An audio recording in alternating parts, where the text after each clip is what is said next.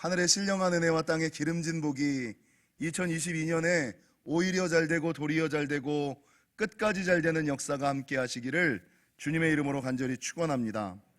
여러분, 오늘의 주제는 사명을 회복하라 라는 말씀입니다. 성경을 읽다 보면은요, 처음부터 끝까지 사명을 쭉 잘 감당한 사람이 있었는가 하면 어떤 사람은 사명을 받았다가 사명을 아예 잃어버린 사람, 또 어떤 사람은 사명을 받았다가 사명을 잃어버렸다가 다시금 사명을 회복한 사람, 처음부터 끝까지 사명을 잘 감당한 사람, 처음에는 사명을 잘 감당하다가 그 사명을 잃어버린 사람, 그리고 처음에는 사명을 받고 중간에 사명을 잃어버렸지만 마지막에는 다시금 사명을 회복한 사람, 이 세 종류의 사람이 있습니다. 여러분, 어떤 사람이 가장 큰 은혜와 축복을, 물론 가장 평안한 삶은 처음부터 끝까지 사명을 잘 감당한 사람, 근데 사역적인 관점에서는 어떤 사람이 하나님께 크게 쓰임을 받느냐? 예전에 제가 교회 학교 설교할 때 이런 설교를 많이 한 적이 있어요. 중국, 한국, 일본이 바둑에 되게 강국 아닙니까?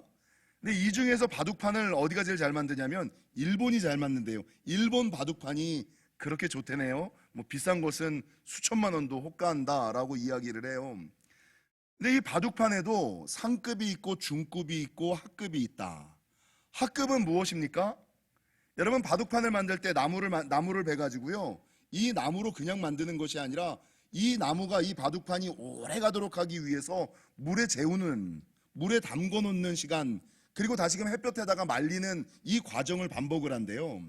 근데 맨 처음에 물에 딱 넣었을 때에 이 나무가 뒤틀리는 나무, 물에 넣었다고 해서 나무가 뒤틀리면 그거는 대충 쓸 수 있는 부분만 잘라가지고 10,000원짜리 20,000원짜리 바둑판을 그냥, 이 접는 바둑판 이거 만들어서 보내버리는 거예요. 공장용 바둑판을 만들어서 보내버리는 거예요.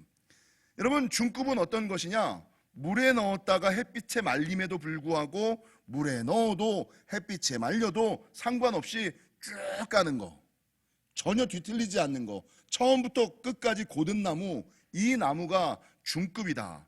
그러면 상급은 무엇일까? 난방을 좀 꺼주셔도 될 것 같아요. 물에 넣었을 때 이게 뒤틀려요.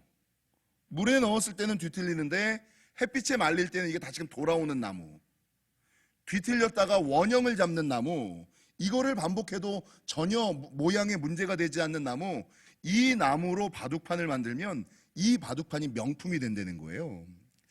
여러분, 제가 사역의 관점에서도 처음부터 끝까지 하나님을 꾸준히 섬기며 감당하는 사람들도 참 복이고 은혜인데, 하나님이 크게 사용하시는 사람들은 어떤 사람이었던가요? 이 목회자들의 삶을 보면 알아요. 여러분, 큰 목사님들은 어렸을 때 예수 잘 믿다가 청소년기, 청년기에 하나님을 조금 떠났다가 다시금 하나님께로 돌아온 사람들, 이 사람들이 일평생 굳게 흔들리지 않고 하나님의 일을 크게 잘 감당하는 것을 볼 수 있거든요. 여러분, 성경에서 처음부터 끝까지 하나님의 사명을 잘 감당한 사람들은 많이 있지요. 근데 처음에는 하나님의 사명을 감당하다가 사명을 잃어버린 사람들, 이런 사람들은 누가 있을까요? 하나님께 장자의 사명을 받았다가 장자의 사명을 잃어버린 루벤, 사명을 잃어버렸죠? 여러분, 하나님께 기름 부음을 받아 왕이 되었다가 그 왕의 사명을 잃어버린 사울, 사명을 잃어버렸죠? 여러분, 제자의 사명을 받았다가 예수님의 부름을 받아 제자의 사명을 감당하다가 끝내는 예수님을 부인하고 팔아버리고 죽음에 이르는 가룟 유다, 제자의 사명을 잃어버렸죠. 마태복음 25장에 보면 5달란트, 2달란트, 1달란트 받은, 분명히 달란트를 받은 거거든요. 이 1달란트가 여러분 얼마나 큰 건지, 각자의 능력에, 각자의 그릇에 맞게끔 하나님께서 사명을 주셨음에도 불구하고 자기 생각에 이 사명을 잃어버리고 이 달란트를 땅속에 묻어버린, 하나님께서 주셨던 이 청지기의 사명을 받았다가 이것들을 잃어버려가지고 바깥 어두운 곳에서 슬피 울며 이를 가는 삶으로 전락해버렸던 이 1달란트 받은 종, 이 종은 사명을 받았지만 뭐 이런저런 이유로 말미암아 사명을 잃어버린 사람들. 여러분, 반면에 사명을 잃어버렸다가 다시 찾은, 처음부터 사명을 끝까지 쭉 잘 감당한 사람들은 성경에 너무나 많이 나와 있으니까 굳이 이야기할 필요 없고, 처음에는 사명을 받았다가 중간에 이런저런 이유로 사명을 잃어버렸던 사람, 그런데 하나님의 은혜로 다시금 사명을 회복한 사람, 이 사람이 누가 있었냐면 모세, 엘리야, 갈멜산 로뎀나무 아래에서 사명을 받았다가 죽음의 위협 앞에서 살기 위하여 사명을 잃어버리고, 여러분 광야로 도망간 엘리야, 사명을 잃어버렸던 사람, 그랬다가 호렙산에 올라가 다시금 사명을 찾은 사람, 가장 대표적인 사람이 이제 요나, 삼손, 하나님의 사명이 싫어가지고 도망하던, 여러분 신약에는 베드로, 요한복음 21장에 예수님을 부인하고 부정했다가 아이고 나는 물고기나 잡으러 가야겠다, 내가 무슨 예수님의 제자야, 물고기 잡으러 갔다가 다시금 게네사렛 호숫가에 오셔서 내 양을 먹이라, 내 양을 치라라는 예수님의 음성을 듣고 다시금 사명을 회복한 베드로, 이런 사람들이 사명을 잃어버렸다가 다시 사명을 찾은 사람들. 근데 이 두 종류의 사람들의 공통점은 한 번 사명을 잃어버렸던 경험이 있는 사람들.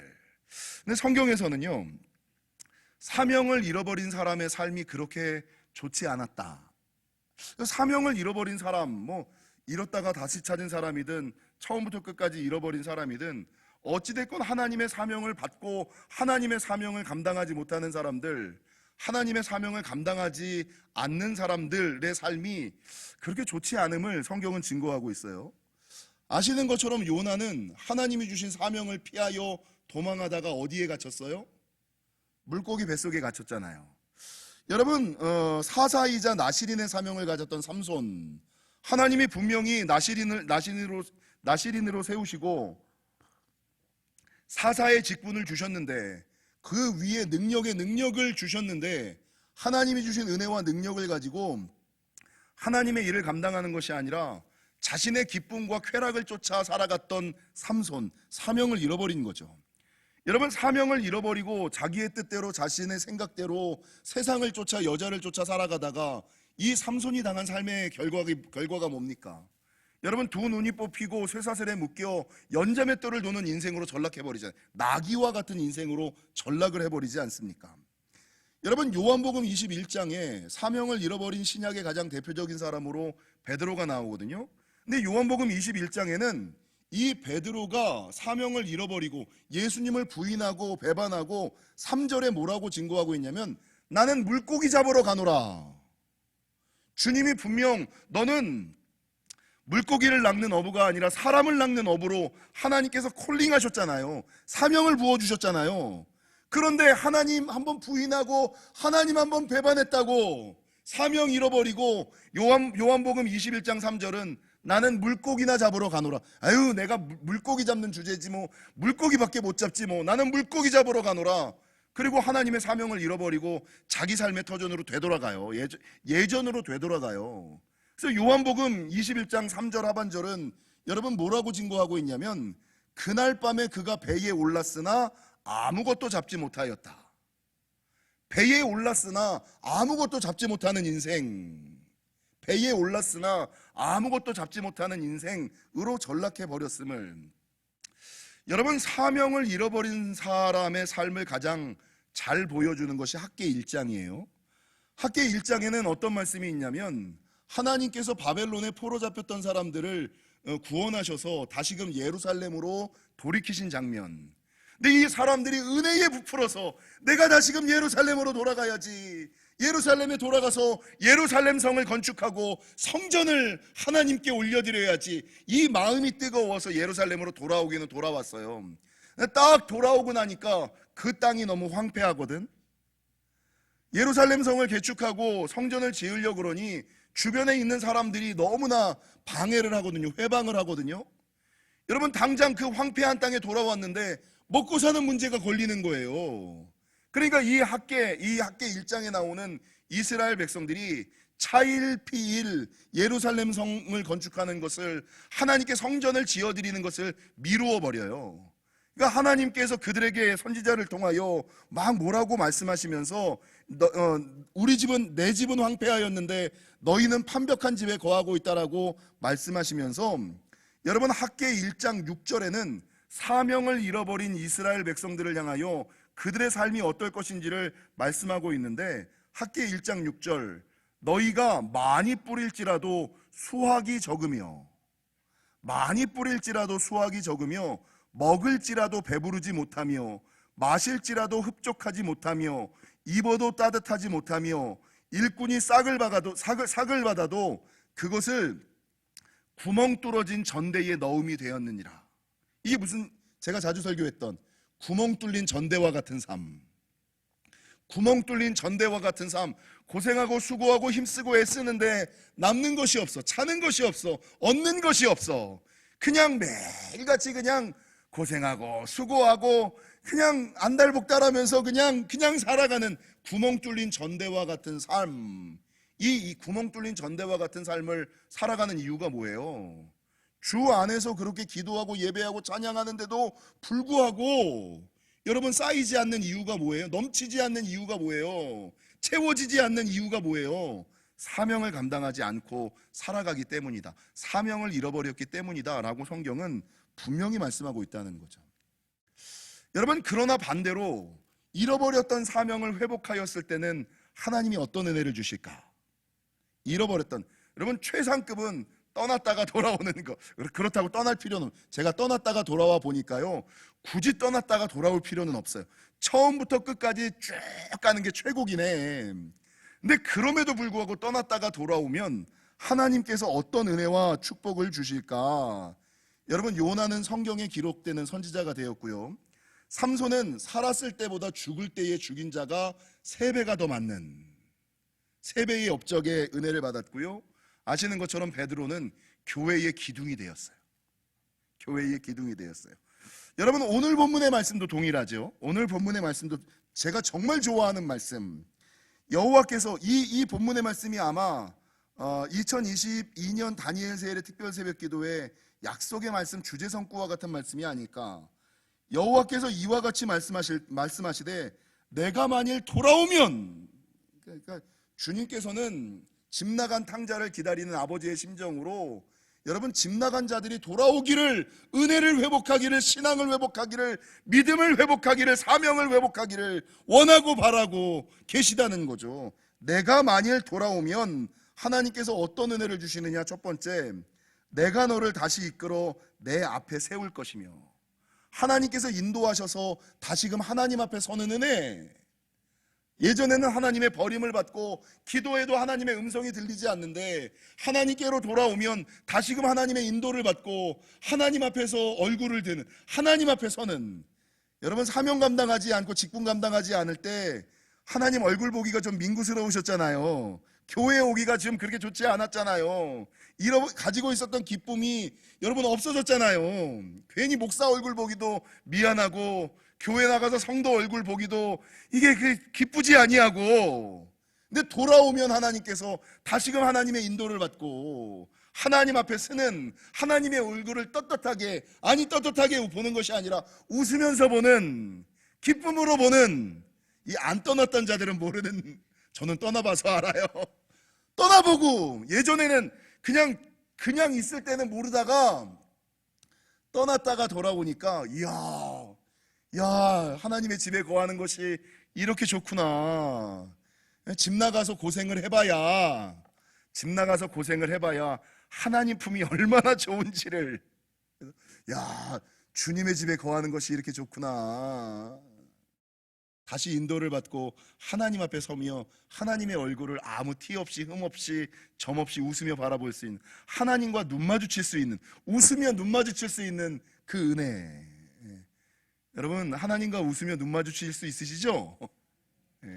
하나님 나라에 들어갈 때 웃으며 꺼리낌 없이 주님 저 왔어요. 하나님 나라 천국에 갈 때 죽기 직전에 내가 천국에 갈까? 이게 아니라 하나님 저 왔어요.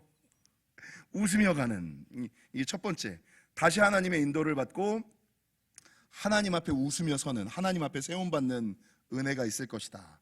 여러분, 두 번째가 뭐라고 증거하냐면요, 내가 만일 헛된 것을 버리고 귀한 것을 말한다면 너는 무엇이 될 것이라? 나의 입이 될 것이라. 이게 뭐냐면 하나님이 사용하시는 사람, 하나님이 사용하시는 사람, 하나님이 축복하시는 사람, 하나님이 기름 부으신 사람으로 바꿔주시겠다는 거예요. 너는 내 입이야. 여러분, 하나님의 입이 뭐예요? 하나님의 대사, 하나님의 사자로 세워주시는, 넌 한번 나갔다 왔으니까 야 이제는 내 대변인에, 내 일을 증거하는 사람에, 간증하는 사람에 하나님의 입이 되는 은혜, 축복. 맨 마지막 세 번째는 어떤 축복을 주시느냐? 여러분 20절, 내가 너로 이 백성 앞에 견고한 노성벽이 되게 하리니. 견고한 노성벽의 역사를, 여러분 성경에 나오는 성벽이 여러 가지가 있다라고 말씀을 드렸죠. 뭐 여러 가지 있지만 그 중에서도 몇 가지를 나누면, 첫 번째가 호성벽, 성벽이 하나인, 하나가 성벽이 하나인 성이 있어요. 근데 이 성 하나가 무너지면 다 무너지는 거예요. 성벽이 하나인, 흙으로 만들었던 돌로 만들었던 성벽이 하나인 사람들은, 여러분 한 가지 문제가 생기면 이게 와르르 하나가 무너지면 신앙 전체가 무너지는 사람들. 건강의 문제만 생기면 신앙 자체가 다 문제가 생기는 거야. 물질의 문제가 생기면 신앙 전체가, 인생 전체가 다 무너지는 호성벽, 성벽이 하나인 사람. 근데 성경에는 어떤 성벽이 있어요? 여리고 성과 같이 이중 성벽. 믿음이 견고한 거예요. 신앙이 튼튼한 거예요. 하나 무너졌다고 해서 여러분 사단이 활개치지 못해요. 왜? 외성벽과 내성벽이 있을 때 외성벽은 무너져도 내성벽이 나를 지키니까. 하나님께 받은 은혜가 크니까. 아이 건강 하나 정도 잃어버려도 그렇다고 해서 내가 하나님 부인하지 않지. 내가 물질 조금 잃어버렸다고 해서, 내가 그렇다고 해서 하나님 떠나지 않지. 외성벽은 무너졌어도 하나님께 받은 은혜가, 하나님께 받은 능력이, 하나님께 받은 축복이 크니까, 아유 외성벽 정도 무너져도 나는 흔들리지 않아, 나는 쓰러지지 않아, 나는 넘어지지 않아, 나는 여전히 든든해, 나는 여전히 강건해. 이게 이중성벽을 가지고 있는 신앙. 근데 최고의 신앙은 뭐예요? 견고한 노성벽. 여러분 노성벽은 뭐예요? 여러분 외성벽이나 이중성벽은 흙이나 돌로 만든 거예요. 이것들은 언제든지 무너질 수 있는 거예요. 근데 이 성벽이 뭘로 만들어졌어요? 노수로 만들어졌죠. 사단의 도구는 뭐죠? 화살이죠, 화살. 여러분 돌이나 성경에 보면 성의 문이 거의 대부분 나무로 만들어졌잖아요. 그럼 불화살이 꽂히잖아요. 성벽이 큰 나무로 와서 꿍 치면 무너지잖아요. 근데 이 성벽 자체가, 성문 자체가, 빗장 자체가 노수로 된 거예요. 이건 뭐냐? 사단이 아무리 불화살을 쏴도 꽂히지도 않아. 아무리 큰 나무를 가져다가 땅땅 때려도 조금 흠짓은 나, 조금 쭈그러지기는 해, 찌그러지기는 해. 그러나 무너지지 않아. 견고한 노성벽의 축복. 사단이 아무리 장난질을 해도 그냥 순간순간 흠칫은 하는데, 여러분 이게 나에게 아무런 영향을 주지 않아요. 이 견고한 노성벽의 축복이 누구에게 있어요? 잃어버렸다가 회복한 사람들에게 주시는 하나님의 은혜와 은총과 역사다. 그래서 여러분 목회자들 중에 젊었을 때 세상에 나갔다가 돌아온 사람들이 그렇게 크게 하나님의 일을 감당하고 그 다음부터는 어떤 시련과 환란이 있어도 전혀 흔들리지 않고 눈 하나 깜짝하지 않는 이유가 뭐예요? 견고한 노성벽의 축복을 받았기 때문이에요. 이제는 흔들리지 않아. 이제는 무너지지 않아. 야, 아무리 귀신이, 마귀가, 사단이 장난질을 쳐도 이제는 상책이 하나 나지 않아. 이제는 뭐 내가 물질이 없다고, 건강이 없다고, 자녀가 없다고, 내가 이제는 뭐 신앙을 뭐 버릴 거냐, 떠날 거냐, 야 그런 것들 때문에는 내가 뭐 어떤 이유를 들어서도 이제는 나는 흔들리지 않아. 이게 견고한 노성벽의 축복, 견고한 노성벽의 은혜, 떠났다가 돌아온 자에게 주시는 하나님의 가장 최종적인 축복. 말씀을 준비하다가 아주 재밌는 그 예화를 하나 발견했어요. 우리의 신앙이 오뚜기 신앙이 되어야지 된다. 오뚜기, 요즘은 오뚜기가 별로 없죠. 예전에는 오뚜기, 제가 오뚜기 같이 생겼잖아요. 이렇게 여러분, 오뚜기가 흔들리잖아요. 건강 때문에, 물질 때문에, 자녀 때문에, 남편 때문에 세상이, 마귀가, 사단이 막 흔들잖아요. 근데 아무리 흔들려도 이 오뚜기는 어떻게 돼요? 흔들려도 다시 중심을 잡아요. 왜 그럴까? 중심추가 있기 때문에. 중심이 있기 때문에. 흔들릴 수는 있어요. 흔들리는 건 괜찮아. 근데 흔들리다가 어느 순간 중심을 잡는 이 오뚜기 신앙. 여러분, 오뚜기가 흔들리다가 중심을 잡는 이유는 그 중간에 중심추가 있기 때문이라며요. 그리스도인의 중심추가 뭘까요? 어느 목사님이 이 글을 써놓으셨더라고요. 그리스도인의 중심추, 아무리 세상이, 사단이, 마귀가 흔들어도 끝내는 다시금 돌아와 하나님의 일을, 하나님의 자리를 지키며 흔들리지 않는 이유는 사명이 있기 때문이다. 그리스도인의 중심추는 사명이다 라고 말하고 있다는 거죠. 사명이 있는 사람은 죽지 않습니다. 사명이 있는 사람들은 떠나지 않습니다. 사명이 있는 사람들은 변질되지 않습니다. 끝까지 사명을 감당하며 살아가는 사람, 그리스도인의 중심추는 사명이다. 이 말이 너무 와닿는 것 같아요. 여러분, 혹시나 지금 사명을 잃어버리신 분들 계십니까? 사명을 잃어버리신 분들이 성경에 보면 사명을 회복하는 방법이 세 가지가 있어요. 첫 번째, 출애굽기 3장에 보면 모세, 요한계시록 1장에 보면 사도 요한, 이 사도 요한이 사명을 잃어버렸다가 사명을 다시 찾은 사람. 근데 주님께서 부르실 때에 모세에게 뭐라 그러냐면, 내가 선 곳은 거룩한 곳이니 내 발에서 신을 벗으라. 하나님께서 요한을 부를 때에 요한이 하나님의 그 부름 앞에서 어떻게 하느냐? 죽은 자처럼 엎드려. 그래서 여러분, 내가 하나님의 사명을 다시금 회복하려면 내가 가지고 있는 신을 좀 벗으셔야 돼요. 내가 가지고 있는 신을 좀 벗고 죽은 것처럼 좀 엎드려야지 돼요. 뭐를 죽여야 돼요? 내 생각을 좀 죽이셔야 돼요. 내 경험을 좀 죽이셔야지 돼요.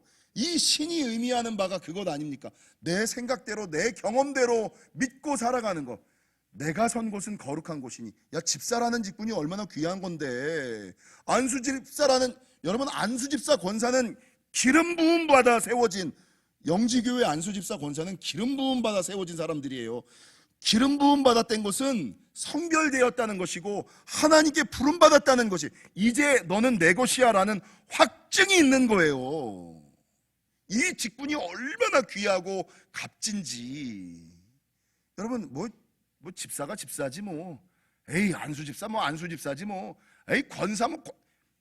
내가 선 곳은 거룩한, 내가 받은 직분은, 내가 받은 사명은 거룩한 것이니 내 앞에서, 그 땅에서 내 신을 벗으라. 내 생각, 내 방법, 내 경험 내려놓고 주님 앞에 죽은 것처럼 엎드릴 때 사명을 회복하시는 거예요. 여러분, 두 번째, 열왕기상 19장에 엘리야가 주님이 주신 선지자의 사명 잃어버리고 여자의 살해 위협, 자기 목숨 하나 살겠다고 도망하다가 로뎀나무 아래서 자살을 꿈꾸는 인생으로 전락을 해버리잖아요. 사명을 잃어버리고 도망치는 인생, 요나처럼 도망치는 인생. 여러분, 이 엘리야가 다시금 사명을 회복할 수 있었던 비결은 뭐예요? 여호와의 산에 올라 하나님을 만났을 때. 여호와의 산이 뭡니까? 성전 아닙니까? 여러분, 다시금 성전에 올라 하나님을 만날 때 이 사명이 회복되어지는 거예요. 마지막 세 번째, 요한복음 21장, 사명을 회복하는 방법은, 여러분, 베드로에게 찾아오셨던 예수님께서 뭘 말씀하시냐면, 내 양을 먹이라, 내 양을 치라, 이렇게 말씀하시거든요. 여러분, 예수님의 말씀에 반응하며 순종할 때, 말씀을 듣고 그 말씀에 좀 아멘 하셔야 돼요. 할렐루야. 예. 입술을 열어 아멘을 좀, 영지교회는 너무 아멘을 안 해. 여러분, 말씀은 눈으로 듣고 아멘으로 심어 찬양과 기도로 키워서 순종으로 열매 맺는 거예요.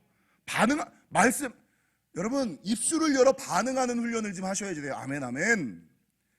여러분 안에서 아멘하는 것도 좋지만 입술을 열어 아멘하는 것도 중요하고요. 강하게 그래서 이슬람 사람들이 그 사람이 진짜 무슬림이냐 가짜 무슬림이냐를 판가름하는 첫 번째 기준이 뭔지 아세요? 수많은 사람들 공중 앞에서 큰 소리로 알라를 인정하고 고백하라예요. 그러니까 집에서 나 혼자는 나도 예수님 믿어. 자기 혼자 고백하고 인정하는 건 누구나 다 해. 근데 그건 진짜 무슬림이 아니라는 거예요. 여러분 공중 앞에서 대중 앞에서 큰 소리로 하나님을 인정하고 고백할 때, 그러니까 혼자 밥 먹을 때만 기도하는 것이 아니라 사람들과 함께 밥 먹을 때도 여러분 그냥 공중 앞에서 대중적으로 하나님 인정하고 고개 숙이고 기도하는 거예요. 하나님 감사합니다. 사람들 앞에서 입술을 열어 여러분 하나님을 인정하고 고백할 때 무슬림은 그게 진짜라 그래요.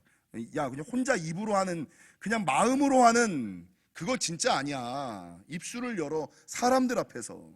마찬가지로 이 베드로에게 요구하신 것도 뭐예요? 내 양을 먹이라 내 양을 치라라고 얘기했을 때 주여 주님께서 아시나이다 입술을 열어 반응했잖아요.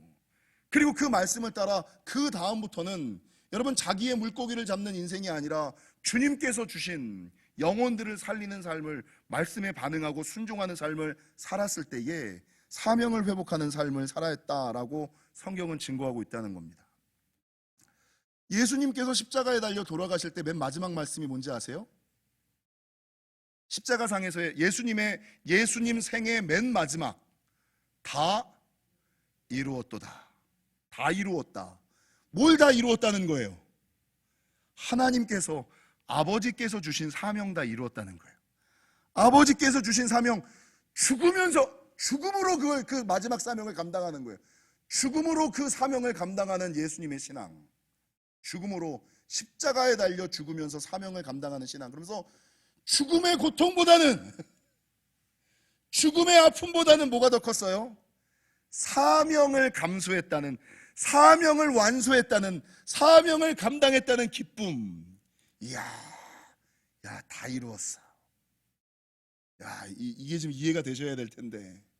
그래서 여러분 사도행전 20장 23절에서 24절에 보면 이 신앙의 신비를 알았던 사도 바울이 뭐라고 고백하냐면 오직 성령이 각성해서 내게 증언하여 결박과 환난이 나를 기다린다 하시나.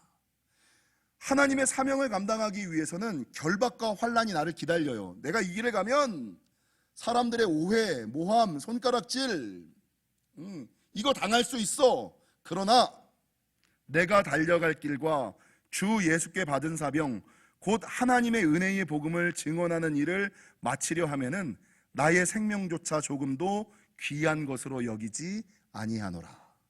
예수님이 십자가상에서 죽는 것을 보면서 와, 사명을 감당하는 은혜가 축복이, 사명은 저렇게 감당하는 거구나. 사명을 완수할 때 죽음의 아픔과 고통, 두려움보다 하늘의 기쁨과 평안이 더 크구나.